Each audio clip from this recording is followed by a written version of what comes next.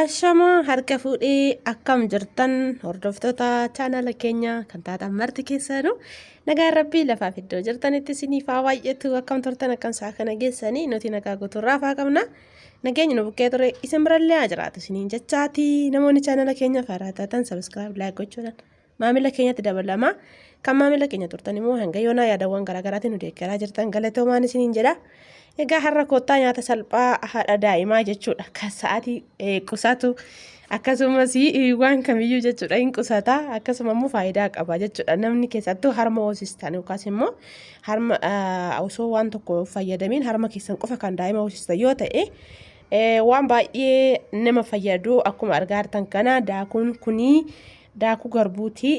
Hin beektan yoo ta'e mee haala naannawaa keessanitti akkamitti hojjetama ani fakkeenyaaf amma bassoo isa harkatti cubbutii jedhamu waan akkasii hojjedhee jechuudha bishaan nama hawaasaa baay'ee tokko jechuudha bishaan sun immoo harma ta'a wanti nani fayyadame damma maankaa tokko ashaboo xiqqoo barbaree xiqqoo fi zayitii akkasuma daakuu akkuma argaa jirtan kana haala kanaan hojjedhee qufaan immoo waan nu qabee jiru utaalloon jechuudha shaayii osoo hin taane xoosinyiin fayyadame xoosinyi isa utaalloo namarraa balleessu sanaa jechuudha.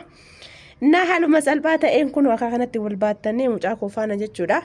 Mucaan kan koo akkuma isin jettanii amala qaba waan ta'eef yoo bira taa'e in taa'ee taphata yoo namni ka'e garuu hin bu'a waan ta'eef ani immoo boochisuu sanarra baadheetuma dafdafee waan hojjedhe waan muraasa yoo hojjedhu ta'e baadheetuma hojjechuun filadha waggaa kan immoo yeroo hacaaluun jiruun hojjedha jechuudha. Egaa akkuma kanatti kun ga'ee jira nyaatamaa jira jechuudha akkuma argaa jirtanii.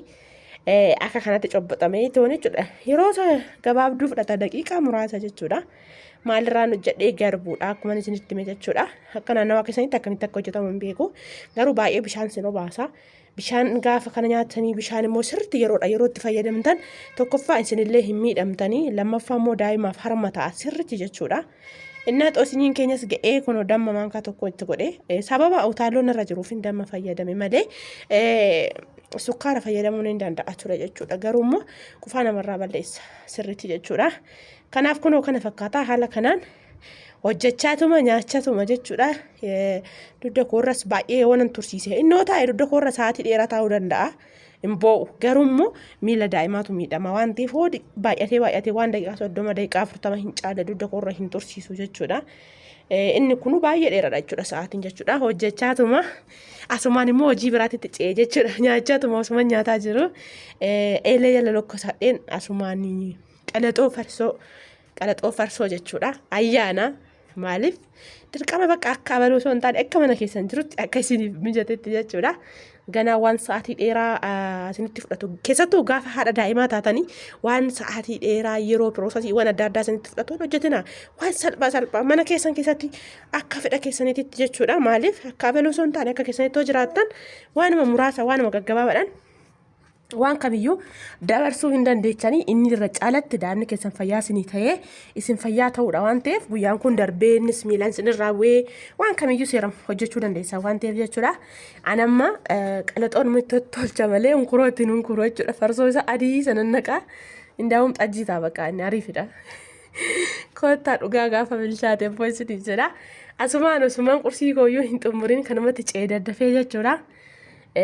Maaliif itti hafuuree innaan immoo tan irratti ka'uu danda'a waan jedhu jechuudha.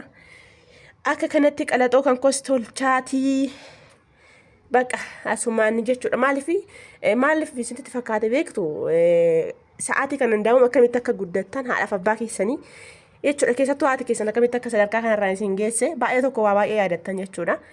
Uumaan isinitti fakkaatu garuu alaala gaafa laaltan waan ulfaatu isinitti fakkaata dugdatti daa'ima baatanii hojjechuuni. Ammootu gaafa kan keessan ta'e dhuunfaa keessa waan ta'e tokko jechuudha waan tokkoon ulfaatu jechuudha salphaadha. Uumaan isinitti fakkaatu irra caalatti maal yaaddanii daa'imni sun bicha nu jalaa hin miidhaminii daa'imni kun fayyaa na haa taatu bichaadha wanti isin assaabdan malee waan biraa yaaddan jechuudha.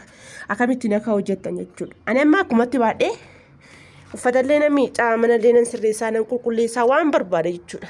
Baqa didemiti sossobee wantoota adda addaatiin akkanaaf ta'u yaaleera garuu immoo hin bu'a waan ta'eef bakka boochisuu hin barbaanne yeroo xiqqishuudha. Keessattuu hudduudhaan gaafa taa'uu qabee fa'aa waan adda addaa waan inni ittiin taphatu jala godhee waan barbaade hojjetachuu hin danda'a waan ta'eef jechuudha. Akkasitti immoo obsuudha. Kanaaf daa'imni keessan irra caalatti fayyaataniif ta'uudha wanni caalan isiniin jedha. Maaliif jennaani yeroo kam keessattuu iyyuu jechuudha waan kam keessatti abdiin kutachuu dhiistanii hin dandeenyan hojjenna jettanii keessa keessan amansiistanii boruuf abdachuudha akkasuma fayyaa qabaachuudha. Kanaaf wanis kun gara fuulduraatti chaanala kanarratti wantoota adda addaa akkuma kana duraatti deebi'ee nan hojjedha jedhee abdii qaba. Akkuma argaa jirtan kan hamma ta'e tokko immoo yeroo dhuma muraasa sagandii muraasa yeroon argadhe akka kanatti akkasiin jajjabeessitaniin barbaada. Namoonni baay'een tarii warri ganaa itti deemtan akka kanatti jireenya sinii naa gabu warri argitan immoo naaf naatu jedhee yaada. Hagam akka ulfaatu jechuudha daa'ima baatanii hojjechuun maal akka ta'e. Naan ofuma koofan editii illee godhadha gara immoo isa boochisaati editii gochuun immoo maaliif viidiyoo akkuma waraabdanitti hin caantan beektu namni kamiyyuu jechuudha. Wanti keessaa muramus sa'ii akkasumas immoo sirreessuudhaaf iyyuu waa baay'eedha. Egaa obboleewwan kiyyaa akka kana fakkaatan isiniin jedha maaliif jennaani qalaxa koskinu asumaan tolchaa xumuree jira. Si'a sadii moo maaliin tolchee elee biddeen irratti baay'ee babal'isee jechuudha hin ga'a. Namuun dhuguu baay'ee jechuudha gizee faaratti hin hodhee. Yoo kinnitoota yookaan immoo qariboo jechuudha isa baay'ee dhugu malee kanan dhuganii kanatti kun ol gaafa wal buufanne immoo akka kanatti jechuudha akkuma argaa jirtan kana harmaaf waan inni ta'u jechuudha amma wanti beela'ee innaa baqa yeroo kam keessattuu iyyuu maal akka ta'e hin beeku gammachuu daa'ima keessanii bichaa isin hawwisiisa malee dadhabbii maal wanti hundi isinitti hin dhaga'amu hin beeku keessi keessan baay'eema tokko isin gammada jechuudha. Waan hojjettanitti isin dadhabdanii